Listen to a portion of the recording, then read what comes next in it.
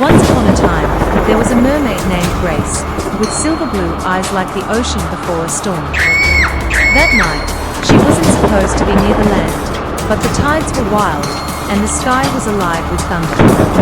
The storm pulled her in too close, hurling her against the jagged rocks near the old lighthouse. As fate would have it, a young boy named Neve was rushing about, helping secure the lantern and tie down supplies before the storm hit full force. That's when he found her, wounded, half-conscious, tangled in seaweed and fear. He didn't hesitate. Though it was forbidden, helping sea creatures was against the old laws of the desolate islands. He pulled her to safety, hid her in a tide-pool cave, and cared for her through the night. From that moment, they became each other's secret. Years passed. They met beneath moonlight and sunrise, always in hiding, always in silence from the world. Grace taught Neve about the stars beneath the sea, and Neve shared his world of windswept cliffs and lighthouse songs.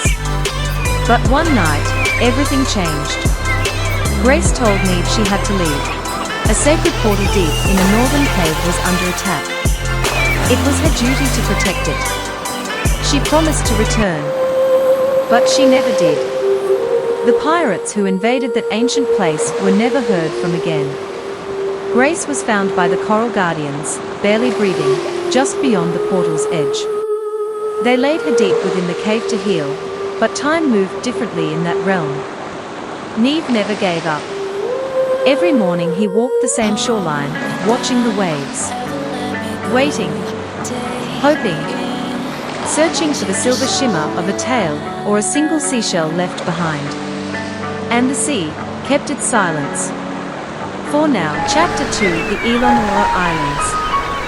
Far to the north, where the winds howl like wild spirits and the sea bites harder than the cold, there lies a chain of isolated landmasses known as the Elon Mora Islands. Jagged, remote, and wrapped in perpetual mist, these islands are stitched together by rusted rail lines and one long-forgotten law. No one was ever to help the sea creatures. Not under any circumstance.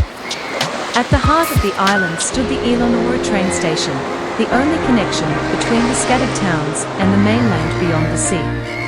Towering above the village, its dark iron bell could be heard for miles, marking arrivals, departures, and warnings alike.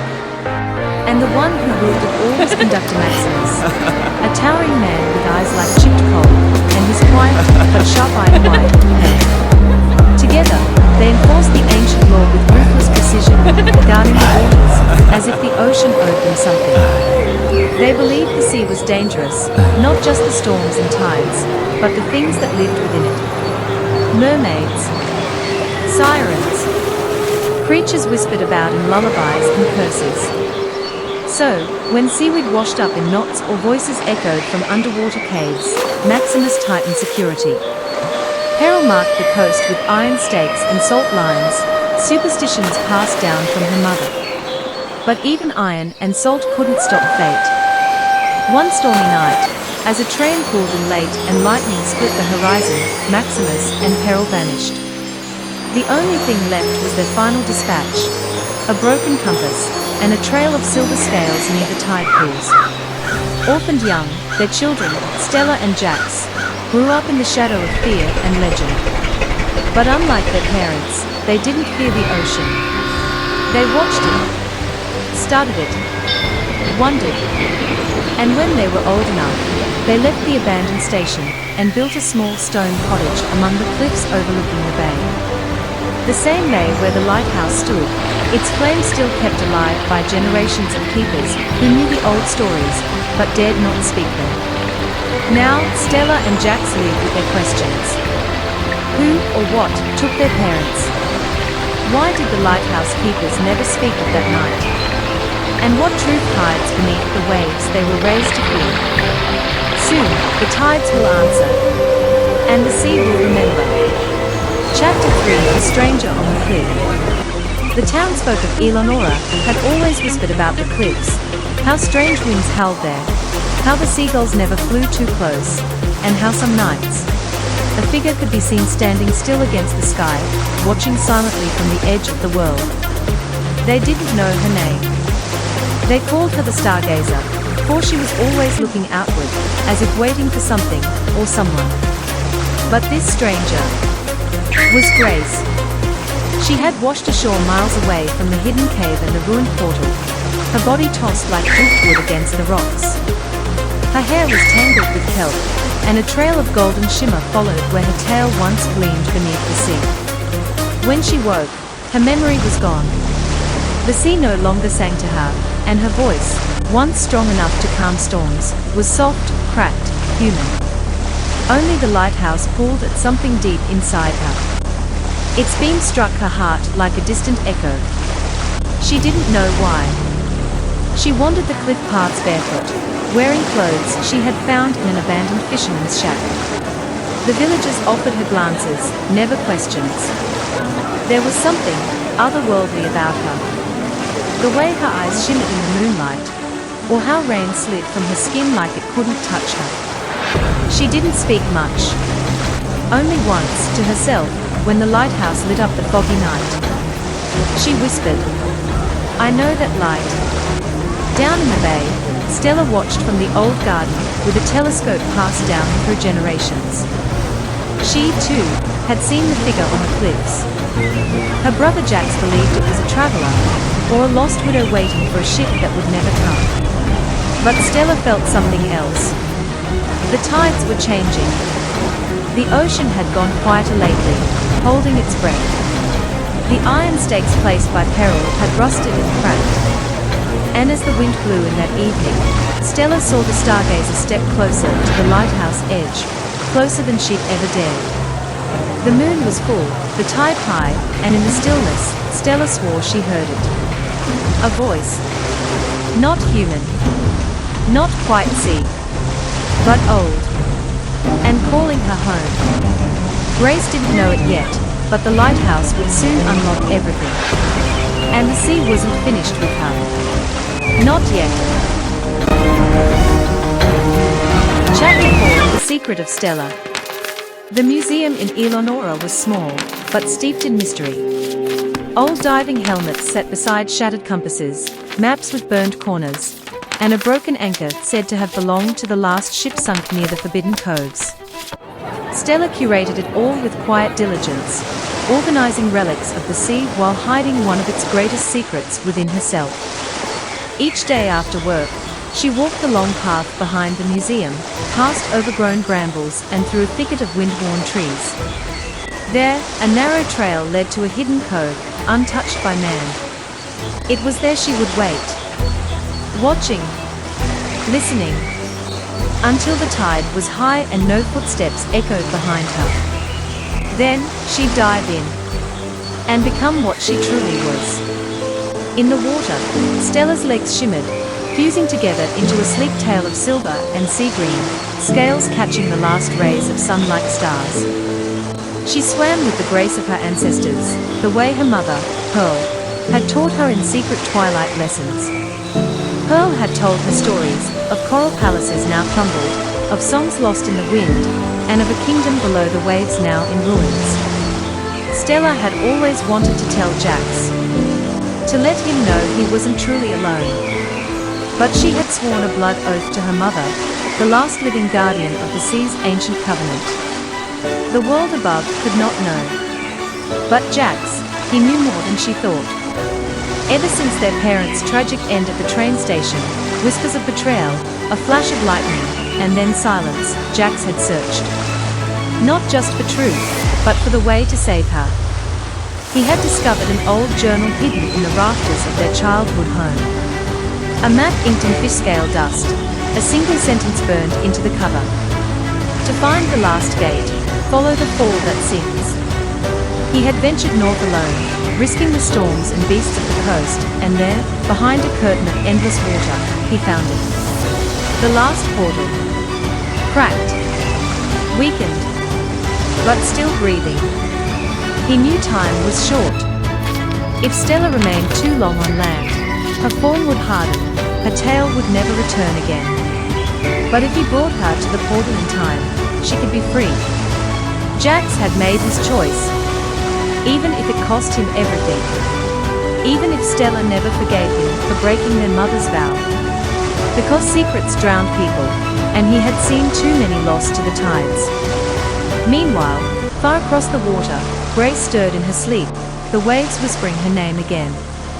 And deep in the heart of the cove, the ancient coral began to glow, signaling that the Mermaid Ian kingdom, though wounded, was waking up.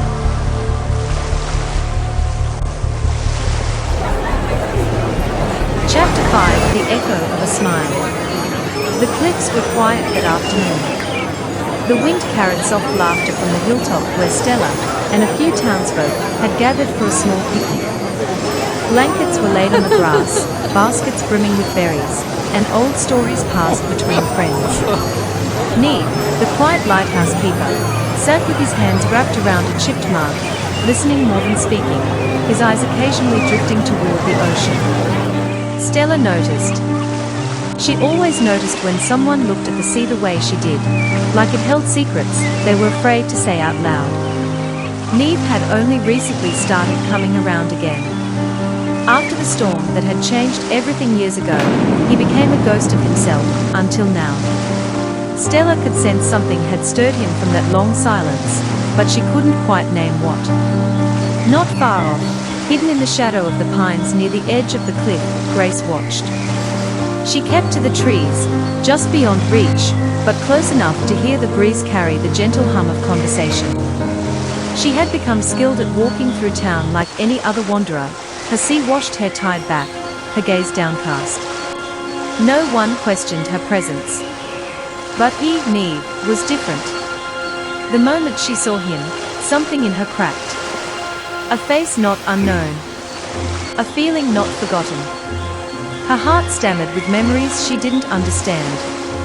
A dizziness swept over her like a tide. Clutching her ribs, she stumbled back through the woods, down the winding trail that led to the twisted old tree behind an abandoned fisherman's cabin, the place she'd made her quiet sanctuary. She curled beneath its roots, where moss and thyme had made a bed for lost things. The sun filtered through the leaves above, dancing across her face, as she finally let sleep take her. And in that sleep, she saw him. A man with dark hair and bright eyes, smiling through a wall of seawater and sunlight. His hand reaching toward her through the currents. Her fingers almost touching his before the world pulled her away. She gasped and jolted awake. Breathless. Shaken. Heart racing. The memory wasn't whole, but it was enough to awaken something in her chest that had been still too long. Neve. The name echoed through her thoughts like a wave crashing against a distant shore. He knew her. And somewhere in the depths of her forgotten past, she had loved him.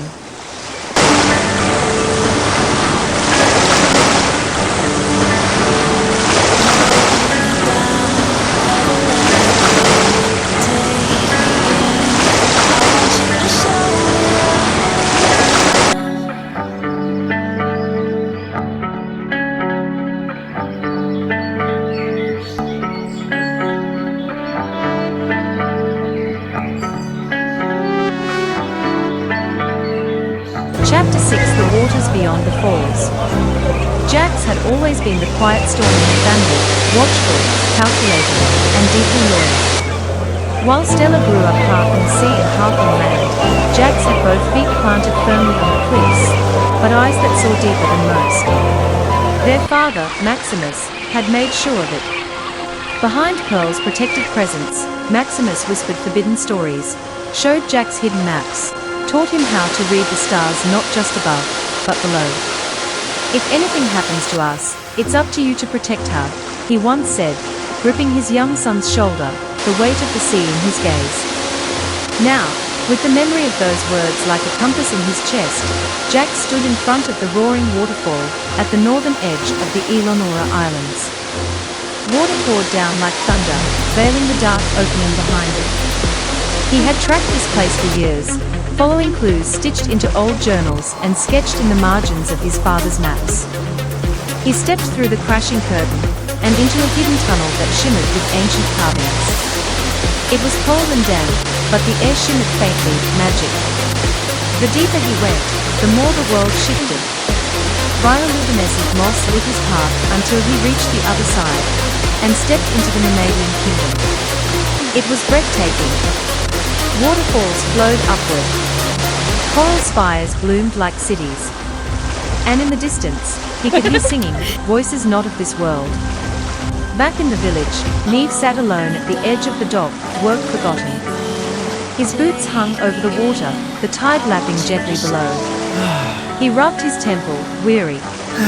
He hadn't been sleeping much. Not since he saw her. That woman walking through the crowd last week. The sway of her hair, the tilt of her head. Something achingly familiar. And those eyes. Could it be Grace?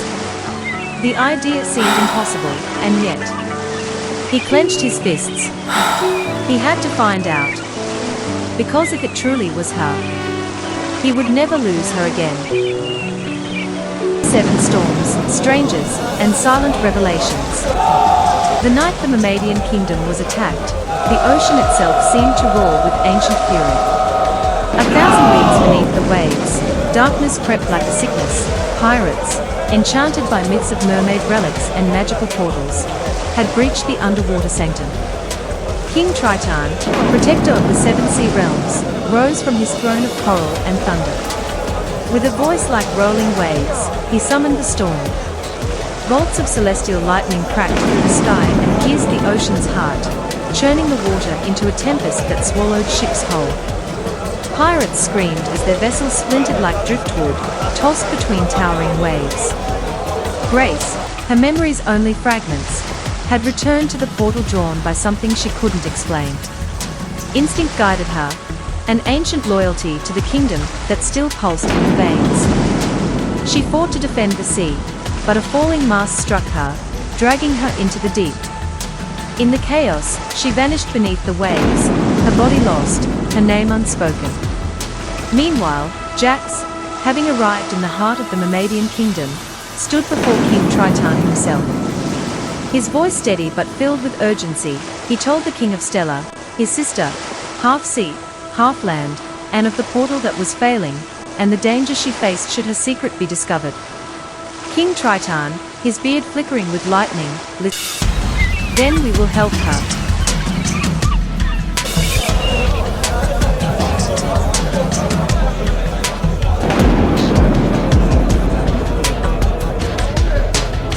Closing up the museum early for the day, she gathering her things rushing out the door to hurry before all the stores closed for Christmas Eve, so as to get Jax a Christmas gift for when he returns. She being in such a hurry, plowed right into Grace, almost knocking her over fairly easily. Stella, noticing the young lady's tattered appearance, invited her up to her cabin to get warm. Feeling horrible for almost trampling her into the snow, Stella knew the young lady had to get dry. Stella rambled on, as Grace kept nodding in approval, the excitement of her not being cold and alone. Listened to Stella ramble on through the evening. As they settled in for the evening, the snow began to fall heavier.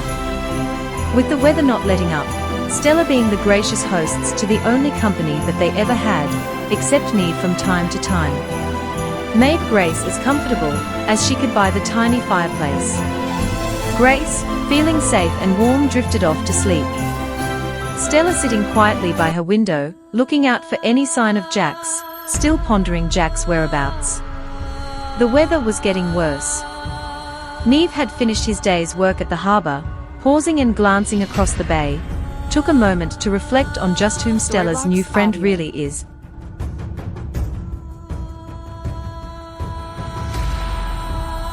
Chapter 9: The Portal's Light and the Queen's Last Stand. The dawn was quiet, too quiet.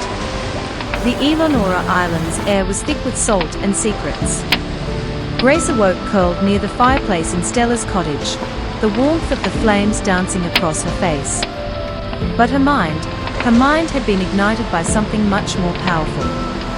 Her memory had returned. Not just fragments. Not dreams. Everything.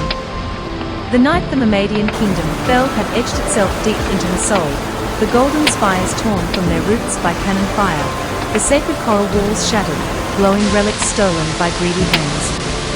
Her people, her mother, Queen Nerida, and her fierce older sister, General Marin, had made their final stand that night.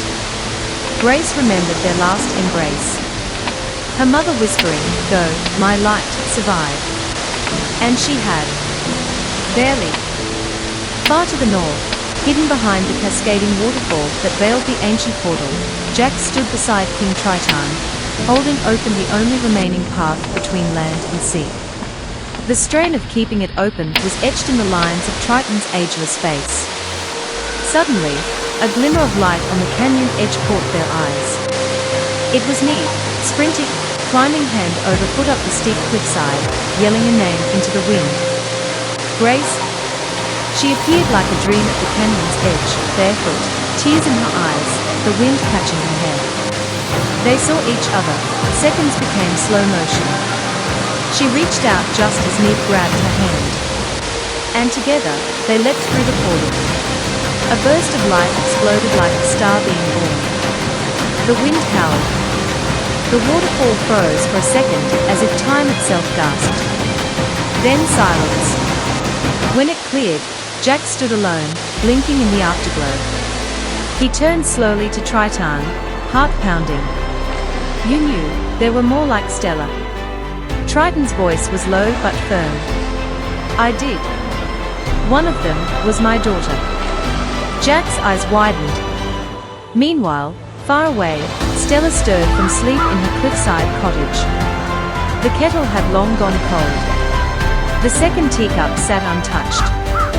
She stood, wrapping herself in a shawl, and looked out toward the sea. She had always known she was different. But now she missed something, or someone, she couldn't quite explain. She whispered into the wind, "I hope you're safe, my friend." And from the cliffs above, the tide whispered back, "Soon, Stella, soon." To be continued. Water wave sparkles. Chapter 10, The Rising Tides of Truth. The portal had closed. The last shimmer of magic drifted like fireflies through the mist near the canyon, and the thunder of the waterfall returned, crashing down, as if nothing had ever happened. But everything had. Jack stood there, staring at the spot where his sister Stella's destiny had once been sealed in silence. Now it echoed with truth. Beside him, King Triton lowered his trident. His expression was one of heavy knowing. "She's safe now," Triton said softly. "But the tides are not yet still." Meanwhile, in the depths beyond the veil of the sea, Grace and Neve walked through the ruins of the Mermaid Kingdom. The coral palaces lay cracked and silent, bioluminescent moss growing where royalty once danced. Grace swam slowly past a sunken statue of her mother, Queen Nerida, and reached out, touching the stone cheek with a trembling hand. "We will rebuild," Neve said, gently taking her hand. Together.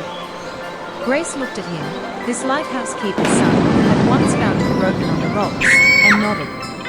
"The sea has waited long enough." Back in ELNORA, Stella stood by the museum window as the first snow of winter fell. She felt it in her chest, a pull, a shift, like the tides changing in her blood. She walked to the secret cove at dusk and stepped into the water, knowing the time pretending was done. When Jax returned, carrying only the memory of the portal's light, he found the note Stella had left behind tucked under the lantern. "The sea calls me, dear brother. Don't follow. Just believe." He stood at the edge of the water long after the stars came out. The ELNORA Islands would remember that winter as quiet. Calm. But not empty.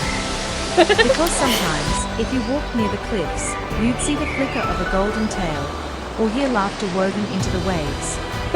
And the lighthouse, long dim, burned brightly once again, a beacon for sea and sky. And in the deepest part of the ocean, the Mermaidian kingdom began to rise, coral by coral, hope by hope. The age of secrets was ending. The age of return had begun. Neve and Grace, hand in hand, worked tirelessly beneath the endless blue, restoring the broken coral kingdoms. Stone by stone, song by song, they called life back to the seas. Gardens of color bloomed again, ancient fish returned, and the sunken halls of the Mermaidian and coral realms gleamed once more like jewels beneath the waves. Each queen of the tides, rulers of distant realms once divided, returned to their rightful places, ruling not with iron or fear, but with the wisdom born of survival. They kept the balance of the seas, each tethered to sacred oaths under shimmering stars, vowing to never again fall to the greed of man or pirate. For now, the land dwellers and the ocean folk lived in a fragile, shimmering peace, a whispered truce carried on the salt winds. But somewhere in the deep places of the world, where old magic still slumbered and the darkest currents flowed, a quiet warning stirred. The queens ruled wisely. The tides flowed steadily. And peace reigned. For now.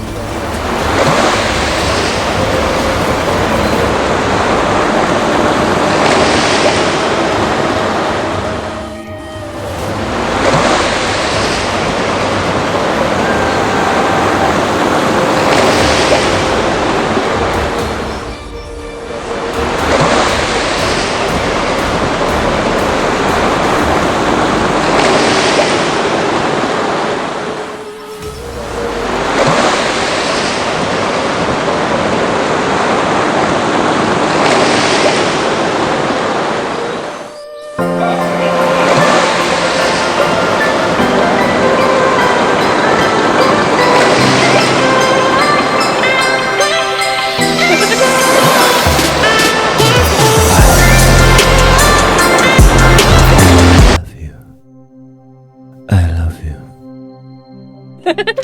you.